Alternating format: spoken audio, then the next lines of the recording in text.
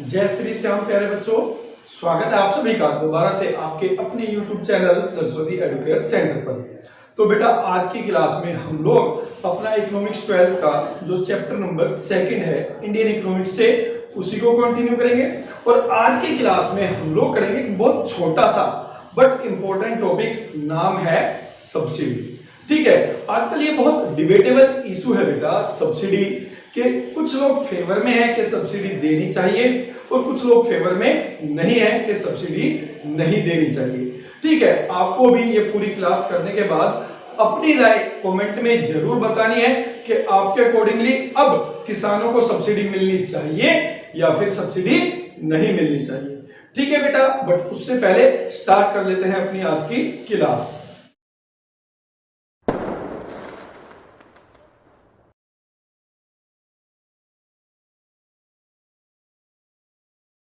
सबसे पहले जानना यह जरूरी है बेटा कि सब्सिडी होता क्या है। देखिए, subsidy is the financial help, monetary help है बेटा, पैसे के रूप में सहायता है प्रोवाइडेड बाय द गवर्नमेंट। और कौन प्रोवाइड करती है सब्सिडी बेटा?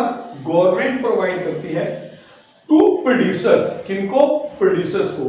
To fulfil its social welfare objective, अपना सामाजिक कल्याण का जो उद्देश्य है उसको प्राप्त करने के लिए। इसका मतलब क्या होता है बेटा? सरकार कुछ स्पेसिफिक प्रोड्यूसर्स को उनके प्रोडक्शन को बढ़ाने के लिए मॉनेटरी हेल्प देती है। ठीक है, जिसको हम लोग कहते हैं सब्सिडी। अब यहां पर बात करें हम लोग तो एग्रीकल्चर सेक्टर की, तो एग्रीकल्चर सेक्टर में सब्सिडी क्या है? In agriculture subsidy means farmer gets agriculture input at lower than market price. ठीक है, जैसे कि भाई उनको फर्टिलाइजर चाहिए, तो जो फर्टिलाइजर है बेटा मार्केट प्राइस से कम रेट पर गवर्नमेंट उनको प्रोवाइड करती है, तो उसको हम लोग कहते हैं सब्सिडी। क्लियर? तो यहां पर सबसे पहले बात करेंगे कि भाई एग्रीकल्चर सेक्टर में सब्सिडी की आवश्यकता ही क्यों पड़ी।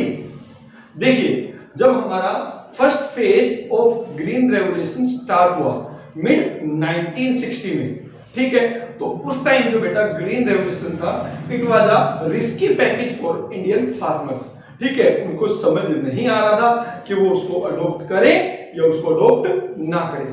तो उस समय गवर्नमेंट ने उनको अडॉप्शंस के लिए मोटिवेट करने के पर्पज से सब्सिडी प्रोवाइड करनी स्टार्ट की थी।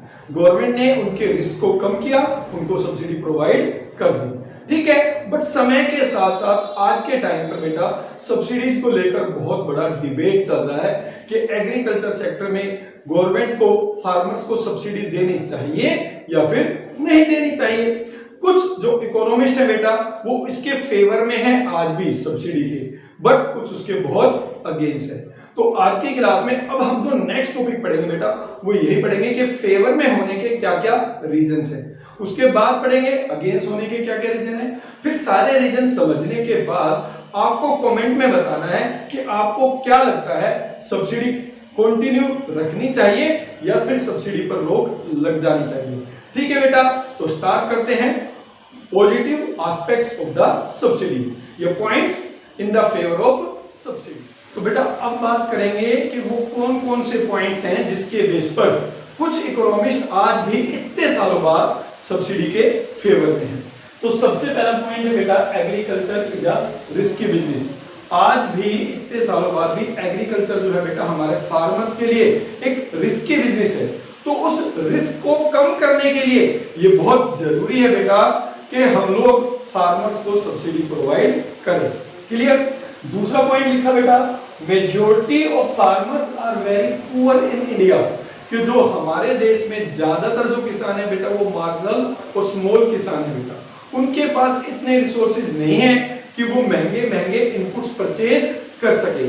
इसका मतलब है कि बिना सब्सिडी के वो लोग जो है हमारी एडवांस टेक्नोलॉजी को यूज भी नहीं कर सकते, इसलिए हमें उनको सब्सिडी देनी पड़ेगी।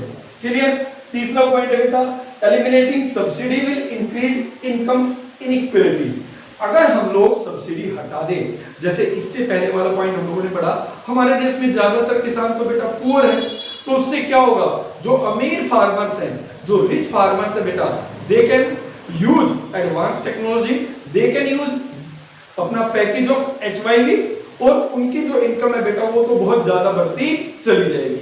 बट सब्सिडी के हटाने से जो गरीब लोग है बेटा वो तो एडवांस टेक्नोलॉजी को यूज नहीं कर पाएंगे, तो उससे क्या होगा, उनकी इनकम और कम होती चली जाएगी। तो इससे क्या होगा बेटा, जो इनइक्वालिटी ऑफ इनकम है वो अमीर फार्मर और गरीब फार्मर के बीच में बहुत ज्यादा बढ़ जाएगी।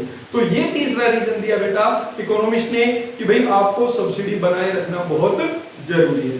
क्लियर है बेटा, ये थे पॉइंट्स इन फेवर। अब बात करेंगे कि अगेंस्ट में क्या क्या पॉइंट दिए जाते हैं। तो बेटा अब हम लोग डिस्कस करेंगे उन पॉइंट्स को जिनकी वजह से आज कुछ इकोनॉमिस्ट सब्सिडी के अगेंस्ट है।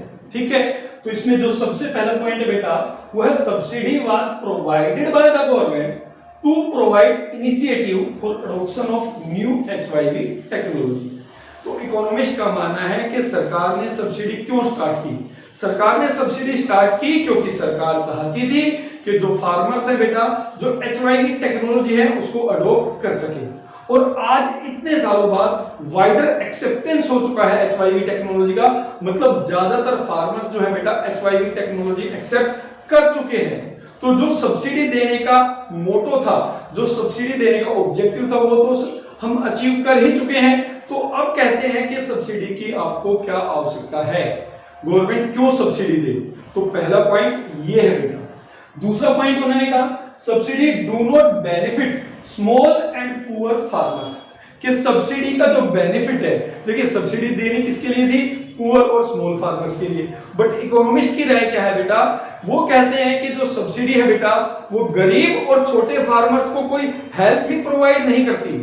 सब्सिडी जो मेन हेल्प प्रोवाइड करती है बेटा वो या तो रिच फार्मर्स को करती है या फिर फर्टिलाइजर कंपनीज को कर रही है। जो बड़ी बड़ी कंपनीज हैं उनको गवर्नमेंट मॉनेटरी हेल्प प्रोवाइड करती है। तो इसका बेनिफिट किसी भी तरीके से पुअर और स्मॉल फार्मर्स को नहीं होता है। क्लियर। तो तीसरा पॉइंट उन्होंने दिया subsidy lead to wasteful use of resources. देखिए हमारे जितने भी रिसोर्सेज है बेटा वो स्केयर है।